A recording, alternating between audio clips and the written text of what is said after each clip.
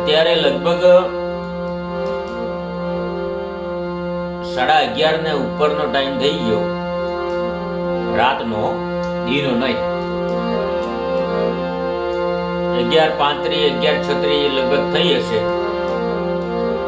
પણ સંગીતને અને સમયને કાંઈ લેવા દેવા નથી. સંગીત ગમે ત્યારે પ્રગટ થઈ જાય. જેમ કવિને અડધી રાતે સપનું આવતું, એમ વિચાર આવે કે કવિતા ઉપજી, કવિતા નીકળી, કવિતા આવી, તો એ કવિતા લખવા હાટું થઈ અને કવિ ઊભા થઈ જતા હોય, કાગળ પેન પડ્યા હોય તો લઈ અને લખી દે. કારણ કે એ વિચાર ક્યારે આવે ને ક્યારે વયો જાય એનું કઈ નક્કી નથી હોતું. એ કવિની પરિભાષા છે. એમ સંગીતમાં એવું હોય કે સંગીત ગમે ત્યારે ઉપડે. એટલે એક આનંદનો વિષય છે, મોજનો વિષય છે, રસનો વિષય છે.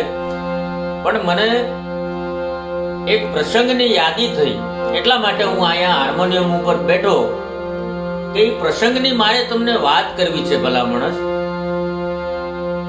એક દીકરીના પ્રસંગની મારે તમને વાત કરવી છે. એ પ્રસંગ મને લાગુ પડે, તમને લાગુ પડે, આખા સમાજને, આખા તાલુકાને, આખા જિલ્લાને, આખા રાજ્યને, આખા દેશને અને આખી દુનિયાને લાગુ પડે.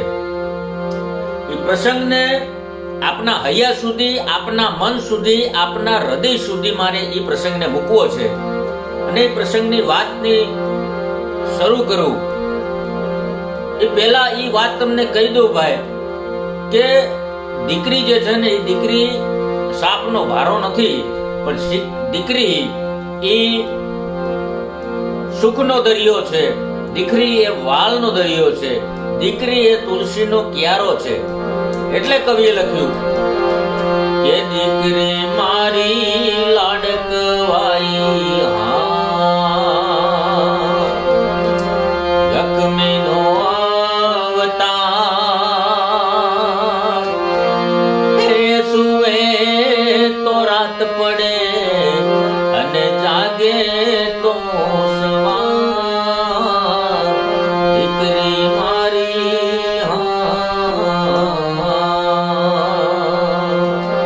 દીકરીની જે વેદના છે, દીકરીની જે વાતો છે, દીકરીના હૈયામાં શું ચાલી રહ્યું છે, એ વેદના, એ દર્દને સાહેબ કોઈ જાણી શકે તો દીકરીનો બાપ જાણી શકે. કારણ કે એમ કહેવત છે કે દીકરો માને વાલો હોય અથવા માં દીકરાને વાલી હોય, પણ દીકરીને બાપ વાલો હોય. અને એ બાપ અને દીકરીની વેદનાની જ્યારે મારે તમને વાતો કરવી હોય, ત્યારે ગામનું ખોરડું હોય, માટીનું લીપેલું, જૂના જમાનાનું, જૂના સમયનું એક ખોરડું હોય. એની અંદર ગાય, ભેંસ, ગોદડનું છાણ અને ડુંગરે મગરેથી લાવેલી માટીનું મિશ્રણ કરીને દીકરી એ ઘરની દિવાલો ઉપર, ઘરના આંગણામાં, ઘરના ફળિયામાં એ લીંપણ કરતી હોય અને પોતાની નાની નાની આંગળીઓની ભાત પાડતી હોય ને, એ વખતે જે દીકરી રૂડી લાગે એની કલ્પના તો ન થાય સાહેબ. પણ એ ચિત્ર જ્યારે નજરો નજર નિહાળ્યું હોય, નજરો નજર ભાળ્યું હોય, તો એની વાતોની ખબર પડે. બાકી વાતો કરીએ કાંઈ મેળ આવે નહીં. એટલે ગામની દીકરી હોય, ગામનું જૂનું ખોરડું હોય, એ ખોરડામાં દીકરીની પગલીઓ પડી હોય, એ ઘરના આંગણામાં દીકરીની પગલી પડી હોય, એ ઘરના ખૂણે ખૂણે દીકરીની પગલીઓ બોલતી હોય, એની ડગલીમાં બોલતી હોય. અને સાહેબ એ દીકરી ઉંમર લાયક થાય, 20, 22, 23, 24, 25 વર્ષની દીકરી થાય અને દીકરીને એને વળાવવાનો ટાઈમ થાય સાહેબ, એને પરણાવવાનો સમય થાય, એનું લગ્ન કરવાનો સમય થાય. અને એ દીકરીને જ્યારે બાપ વળાવી દે સાસરીએ, અને 2 દિવસ 3 દિવસ કે 4 દિવસ પછી એમ કહેવાય કે દીકરી પોતાના બાપના ઘેરે પાછી આવતી હોય. જે ફળિયામાં, જે ઘરમાં, જે આંગણામાં દીકરીએ 25 વર્ષ કાઢ્યા છે, દીકરીએ 25 વર્ષ વિતાવ્યા છે, જે ઘરને દીકરી પોતાનું માનતી હતી, જે ઘરની અંદર એને જન્મ લીધો છે, જ્યાં દીકરી મોટી થઈ છે, જ્યાં એના માવતરનો, એના કુટુંબનો, એના કાકા કબીલાનો, એના ભાઈ ભાંડુનો પ્રેમ એને ખોબે ખોબે પીધો છે, એવી દીકરીને જ્યારે હારે વળાવી દેવામાં આવે અને દીકરી બીજે કે ત્રીજે દિવસે સાહેબ આ વાતને ધ્યાનથી જોજો કે એ ઘર જ એનું છે, એનો જન્મ થયો છે ને અહીંયા, તો એ ઘર એ દીકરીનું છે. પણ એને જ્યારે સાસરે એનો ટાઈમ થાય એટલે વળાવી દેવામાં આવે, સાસરે વળાવવામાં આવે સાહેબ, અને દીકરી બીજે કે ત્રીજે દિવસે બાપના ઘરે એટલે કે પોતાના ઘરે જ આવે છે.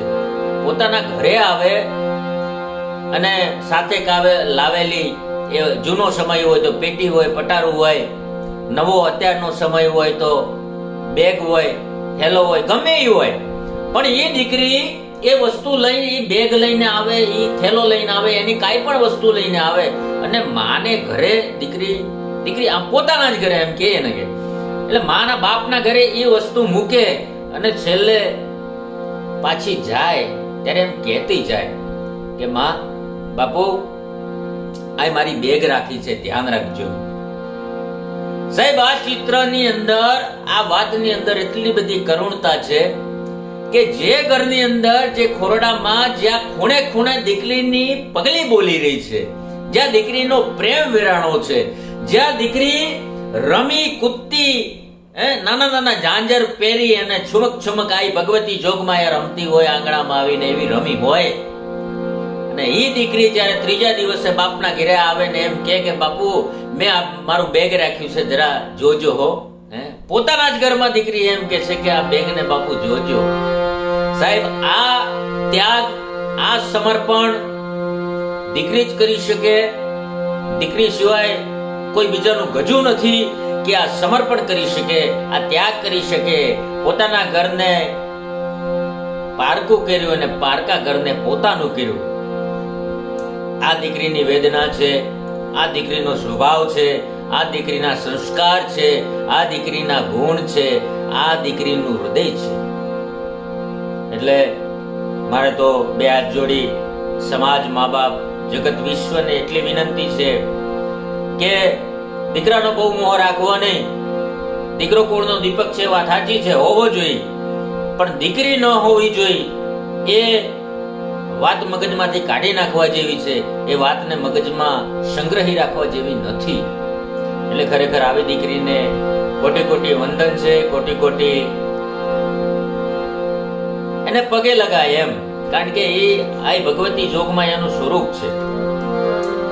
એટલે કવિએ લખ્યું ને, લખવું પડે એમ, છૂટકો નથી કે દીકરી મારી લાડકવાઈ, લક્ષ્મીનો અવતાર, દીકરી મારી લાડકવાઈ, લક્ષ્મીનો અવતાર. એ સુવે તો રાત પડે અને જાગે તો સવાર, દીકરી મારી લાડકવાઈ હો. જય માતાજી, વંદન. ભારત માતા કી.